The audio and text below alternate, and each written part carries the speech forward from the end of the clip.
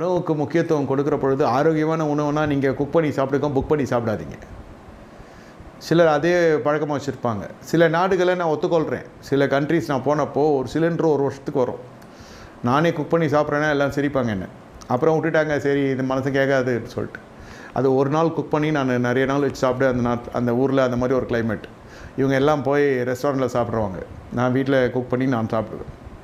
அதனால் பெரிய காரியம் கர்த்தரை ஆசீர்வதிக்க ஆரம்பித்தார். இல்லை, நம்மளுடைய பொருளாதாரத்தை எப்படி செலவு பண்ணணும்னு பார்த்துட்டு தான் கர்த்தர் நம்மளை ஆசீர்வதிப்பார்.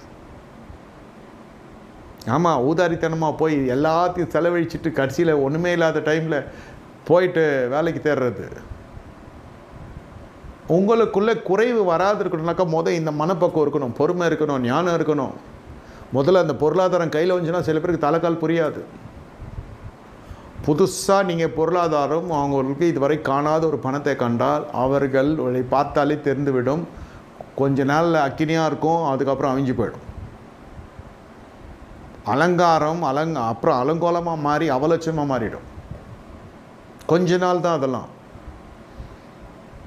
நீ புசிக்காது இருந்தாலும் ஒன்றும் ஆகிடாது. புசித்தலும் குடித்தலும் தேவராஜ்யம் இல்லை. என்ன, அன்பும் தெளிந்த புத்தியும் சமாதானமும் பரிசுத்தமும் உண்டாகிற சந்தோஷம்தான் தேவ ராஜ்யம். உங்களுக்கு அந்த மனசை அடைக்கால தெரியல. எனி பர்ச்சேஸ், ஏதோ ஒன்று ஆடவ பொருட்களோ அத்தியாவசிய பொருட்களோ உங்கள் தரத்துக்கு மிஞ்சி ஒரு காரியத்தை வாங்கி நீங்கள் வேறு ஒரு தரத்தில் இருக்கிறவர்களைப் போல தலை வரிசை பட்டியலில் இருக்கிறதை காட்டினீர்கள் என்றால் நான் வேறு கேட்டகரி.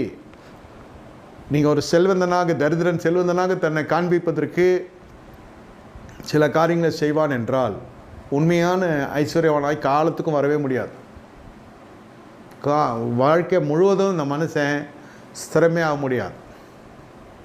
ஆமாம், அவருடைய மனம் அவர்களுடைய கட்டுப்பாட்டுக்குள்ளே இல்லை. பணத்தை விட மனம் அவங்க கட்டுப்பாட்டுக்குள்ளே. அதனால தான் அவங்களுடைய எல்லா விஷயமே பெருசாக இருக்கும்.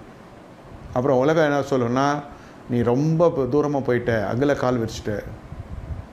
உலகெல்லாம் நம்மளுக்கு 4 பேர் வந்து நம்மளுக்கு ஆலோசனை சொல்கிற அளவுக்கு ஆகிடும். அது சொல்கிறது நம்மளுக்கு பிடிக்காதுனாக்கா நம்ம யாரும் சொல்லாத பண்ண நடந்துக்கணும்.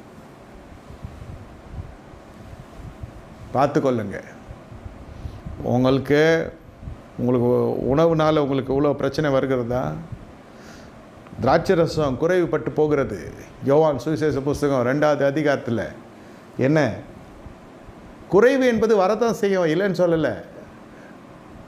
உடனே அங்கே இயேசு அங்கே இருக்கிறார். மணவாளனுக்கு சுத்தமாக தெரியாது. ஆனால் ஒன்று மட்டும் தெரிஞ்சுக்கிட்டான் அந்த மனுஷன்.